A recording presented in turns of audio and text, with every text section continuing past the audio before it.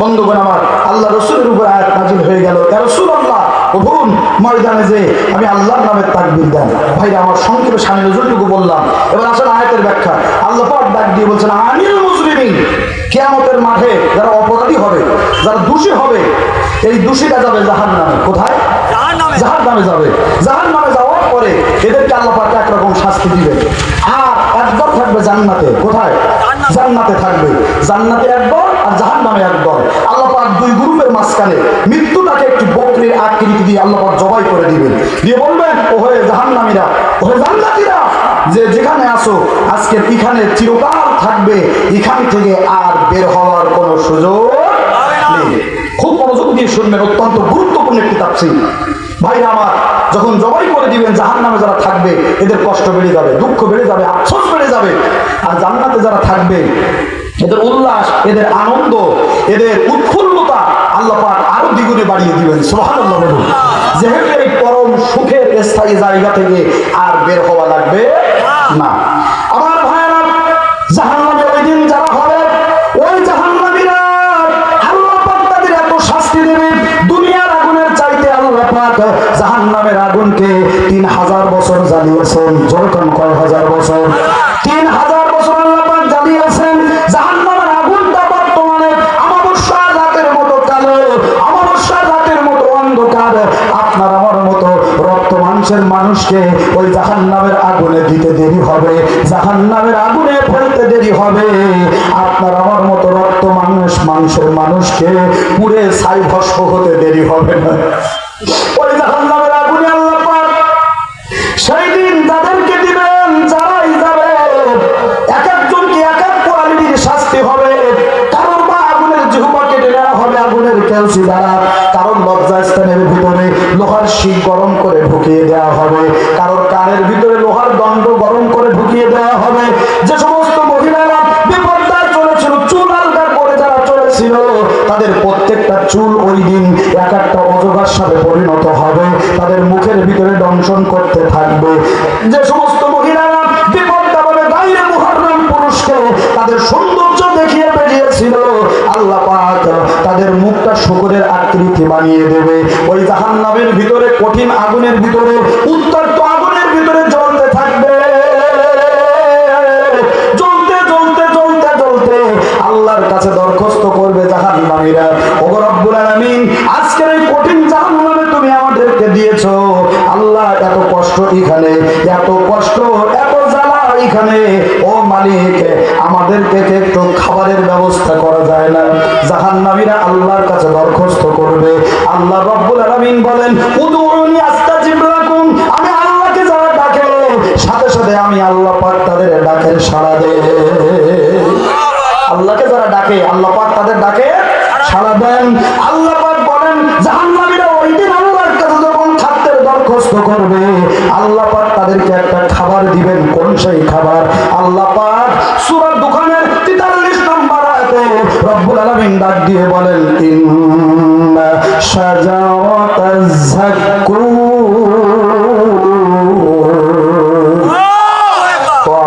তাআমুল আফীম।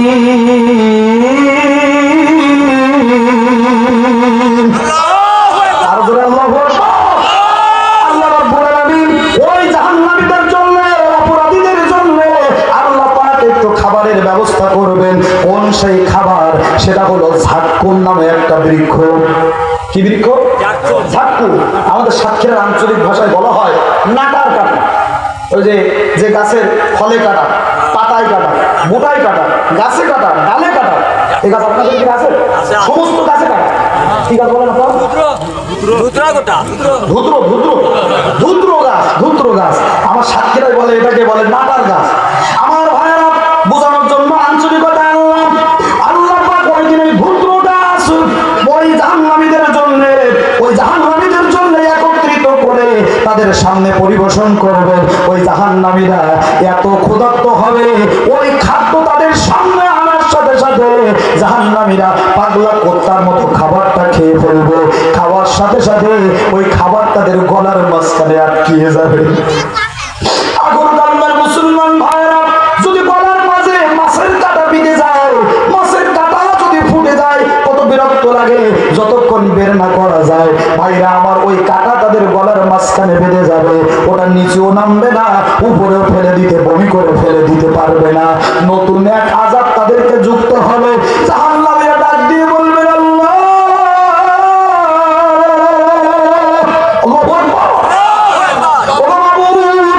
খাবারের ব্যবস্থা করলে, এটা তো গলার মাঝখানে এঁটে গেল, বেঁধে গেল, এটা নিচেও নামে না, বমি করে যে ফেলে দিব তাও তো পারতেছি না।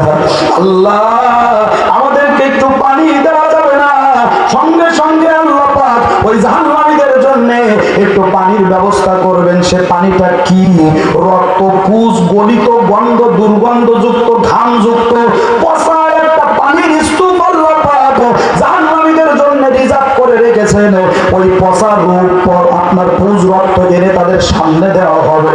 ওই কাঁটা যখন তাদের গলায় বেঁধে যাবে, এতটুকু বিরক্তি, এতটুকু অস্বস্তিতে থাকবে, তাদের সামনে ওই কাঁটাযুক্ত বৃক্ষটা হজম করার জন্য এই রক্ত পুজ সঙ্গে সঙ্গে তারা খাবে। খাওয়ার সাথে সাথে তাদের পেছনের রাস্তা দিয়ে এই দিল, কলিজা, নাড়ি, ভুঁড়ি যা কিছু আছে সব বের হয়ে যাবে।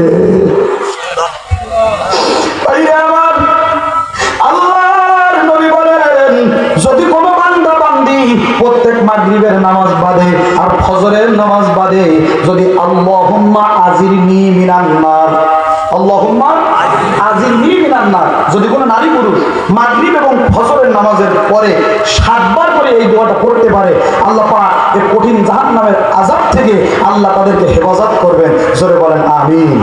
আর জোরে বলুন আমিন। এমনটুকু করা যাবে তো ভাই? মাগরিবের নামাজ বাদে আর ফজরের নামাজ বাদে আল্লাহুম্মা আজিরনি মিনান নার, এটা 7 বার করে আমল করবেন। আল্লাহ যেন তৌফিক দেন, বলেন আল্লাহুম্মা আমিন।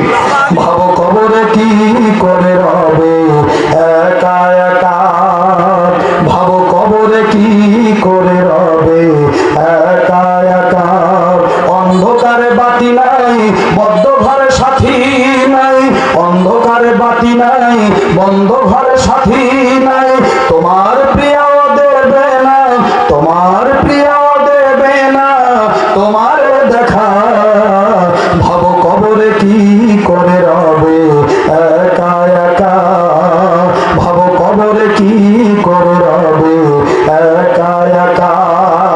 ঠিক না ঠিক? বালিশ নাই, মশারি নাই, কেমন করে ঘুমাবে ভাই, বালিশ নাই, মশারি নাই, কেমন করে ঘুমাবে ভাই, নাই আর কন্ডিশনের ভাই, নাই হিটার পাখা,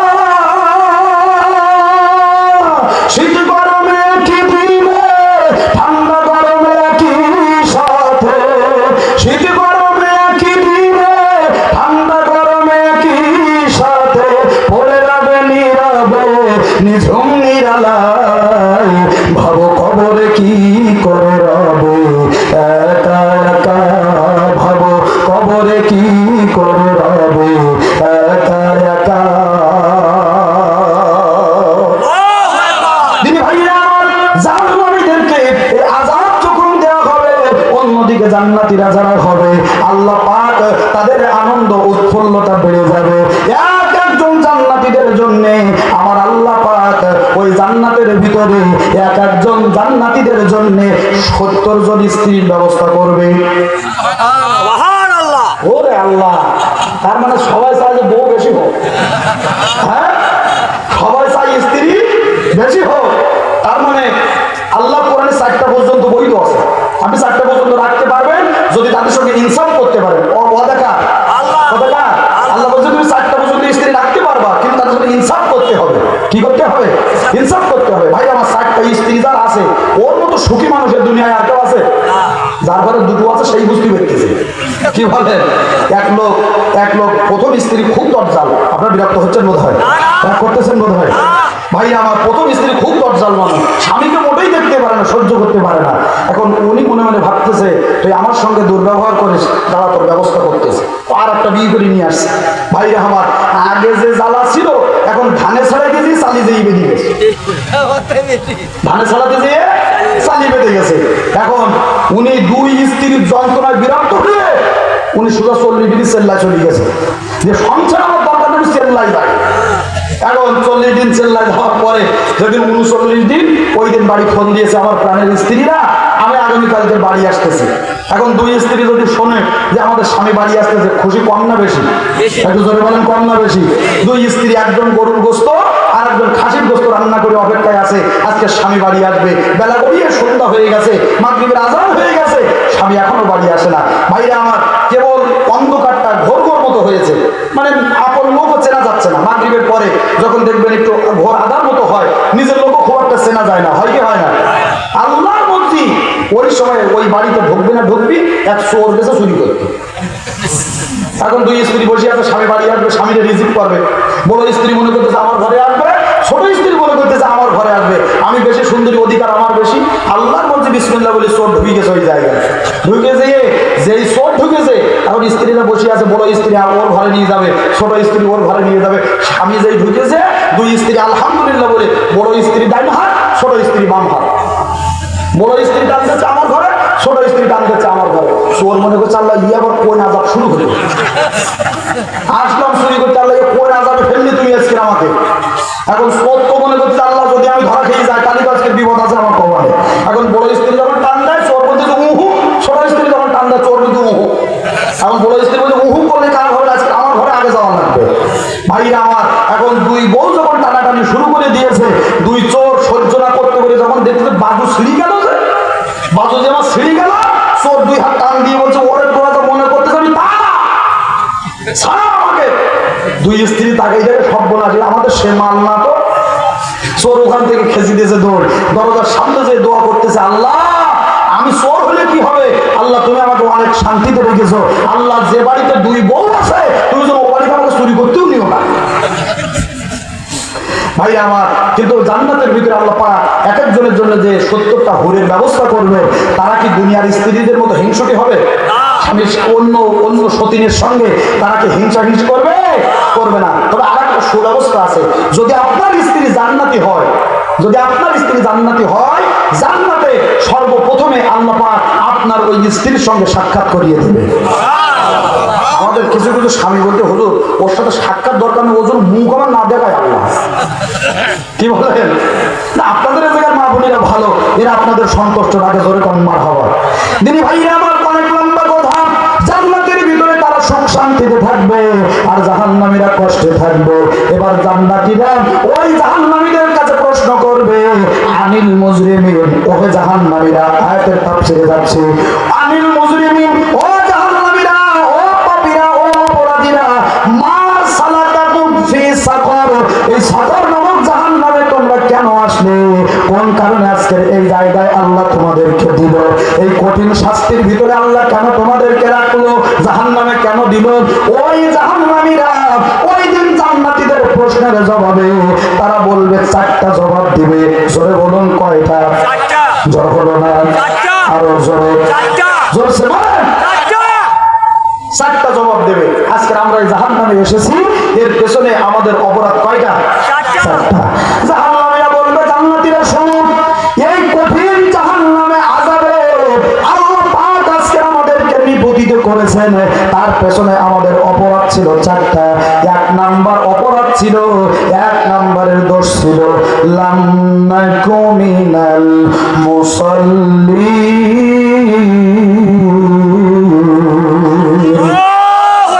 লাম নাকু মিনাল মুসাল্লিন।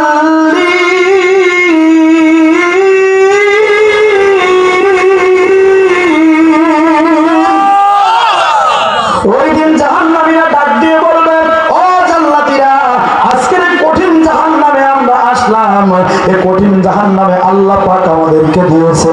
আমাদের 1 নাম্বার দোষ, আমাদের 1 নাম্বার অপরাধ ছিল, দুনিয়ার জমিনে খাও দাও ফুর্তি করো, মজা মাস্তি করো। আমরা দুনিয়ার জমিনে সব কিছু করেছিলাম, কিন্তু নামাজের ওয়াক্ত হলে মসজিদে নামাজ পড়তে যেতাম না। আমরা আজকে জাহান্নামে এসেছি, আমাদের 1 নম্বর কোয়ালিটি বৈশিষ্ট্য হলো, দুনিয়ায় আমরা নামাজ পড়তাম না। কি পড়তাম না? আর জোরে কোন, কি পড়তাম না? নামাজ পড়তাম না। ভাই আমার, আমি যে এই কথাটুকু আপনাদেরকে বললাম, এটা কি আপনাদের বিশ্বাস হয়? সবার বিশ্বাস হয় যে নামাজ না পড়লে জাহান্নামে যাওয়া লাগবে, এটা কি আপনাদের বিশ্বাস হয়? আমার কথা বিশ্বাস করার দরকার নেই। যে কোরআন কারীম তো সবার বাড়িতে আছে, আছে সবার বাড়িতে আছে কোরআন। কালকে বাড়ি যেয়ে কোরআনের ৭৪ নম্বর সূরা, ৭৪ নম্বর সূরা আপনার ৪৩ নম্বর আয়াতটা খুলে, সূরাতুল মুদ্দাসসিরের ৪৩ নম্বর আয়াতটা কোরআনটা খুলে বাড়ি যেয়ে দেখবেন। আমার কথা বিশ্বাস করার দরকার নেই। যদি ওই আয়াতে পেয়ে যান যে নামাজ না পড়লে জাহান্নামে যাওয়া লাগবে, তাহলে আপনার আর কোনো ডাউট থাকতে পারে, কনফিউশন থাকতে পারে, সন্দেহ থাকতে পারে পারে না। তাহলে নামাজ না পড়লে জাহান্নামে যাওয়া লাগবে, এতে কোনো সন্দেহ নাই। আমার ভাইরা, এবার আপনাদের কাছে আমি দাবি করি, তাহলে নামাজ না পড়লে যদি জাহান্নামে যাওয়া লাগে, আমরা কি কেউ জাহান্নামে যেতে চাই? জোরে বলেন, কেউ যেতে চাই না। যদি জাহান্নামে না যেতে চান, তাহলে কি করা লাগবে? নামাজ পড়া লাগবে। আপনারাই সাক্ষ্য দিয়েছেন, নামাজ পড়তে রাজি আছেন না নাই? আর জোরে বলেন, আছেন না নাই? ফজরের ক্ষণ গেল পড়নি নামাজ, জোহরেও সাজলে না নামাজির সাজ। কথা বলেন না কেন? ফজরের ক্ষণ গেল পড়নি নামাজ, জোহরেও ডুবেছিলে নিয়ে শত কাজ।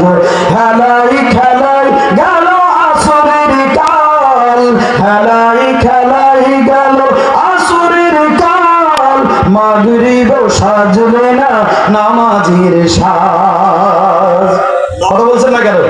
কথা ঠিক আছে না নাই? বিনোদনে কেটে গেল এশার সময়, এতটুকু জাগলো না কবরের ভয়। কথা ঠিক আছে? বিনোদনে কেটে গেল এশার সময়, এতটুকু জাগলো না কবরের ভয়।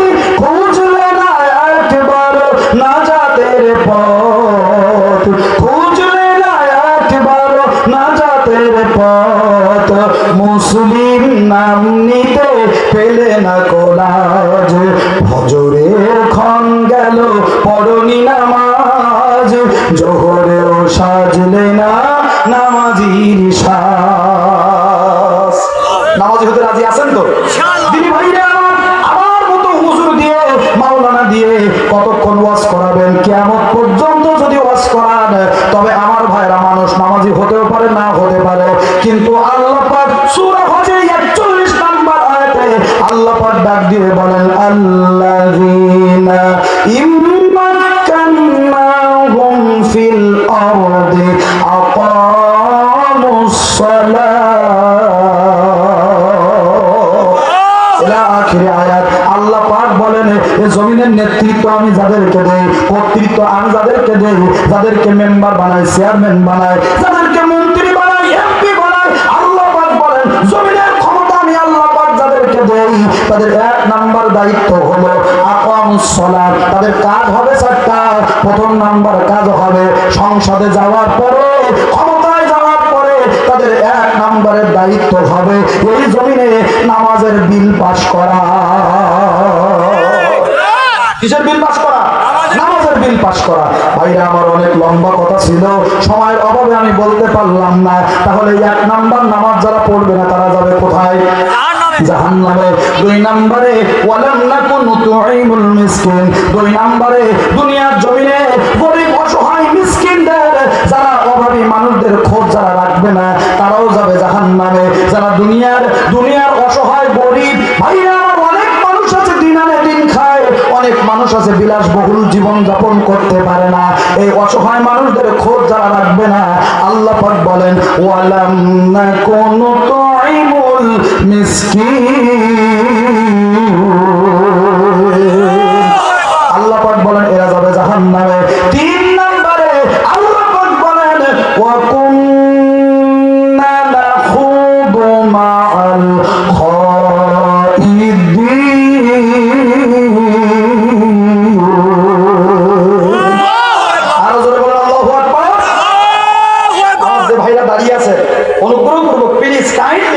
একটু অল্প সময়ের জন্য ভাইজান ভিতরে আসা যাবে? দাঁড়িয়ে না থেকে একটু ভিতরে আসা যাবে নাকি? আমাকে দেখে আপনাদের পছন্দ হচ্ছে না নাকি? আলোচনা কি খারাপ লাগতেছে নাকি? ভাই কষ্ট পাচ্ছেন নাকি? যদি মনে করেন যে হুজুর আপনার দরকার নেই, আপনি ছেড়ে দেন, আমি মনোযোগ করে দিচ্ছি, নাকি চলবে কিছু করে? চলবে চলবে চলবে চলবে কতক্ষণ? আচ্ছা চলুক ইনশাল্লাহ, সারা রাত চলুক নাকি বলে? আচ্ছা দেখি একটু দুই হাত দেখান, কারা কারা চান না যে চলুক। মনোযোগ হাতে সবাই আলহামদুলিল্লাহ বলে। আমার ভাইরা, 3 নম্বরে তিন নম্বরে জাহান্নামে যাবে তারা মানুষের সঙ্গে গীবতের সঙ্গে রং চং লাগিয়ে আরো গীবত করতো যারা, এরা যাবে কোন জায়গায়? জাহান্নামে। ভাইরা আমার, 3 নম্বরের বৈশিষ্ট্যে যদি আমি ছোট্ট একটি দৃষ্টান্ত আপনাদেরকে দেই, কষ্ট পাবেন নাকি আপনারা? যেমন আর ইমাম মালিক রাহমাতুল্লাহ আলাইহি, ভাইরা আমার, তিনি 10 বছর কাবা শরীফের ইমামতি করেছেন, জীবনে কোনোদিন জুতা পায়ে দেন না। মুসল্লিরা প্রশ্ন করলো, হুজুর আপনি কেন জুতা পায়ে দেন না?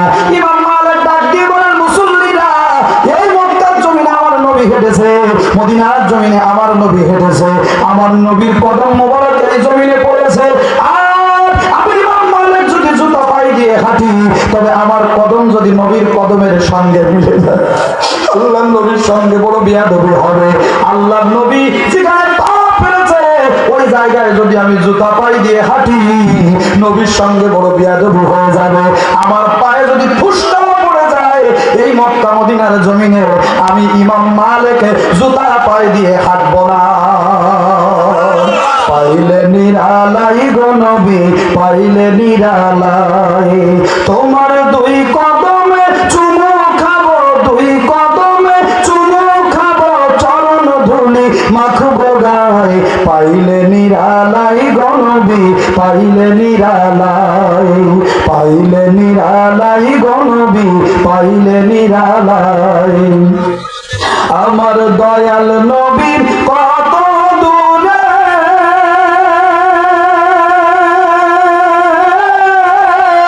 লোহিত সাগরের তীরে,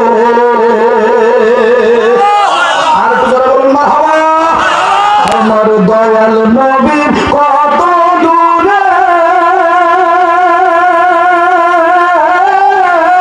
লোহিত সাগরের তীরে, মদিনারি সোনার ঘরে, মদিনারি সোনার ঘরে আছেন তিনি সর্বদাই, পাইলে নিরালাই গো নবী, পাইলে নিরালাই, তোমার 2 কদমে চুমু খাবো, 2 কদমে চুমু খাবো, চরণ ধুলি মাখবো গায়ে, পাইলে নিরালাই গো নবী।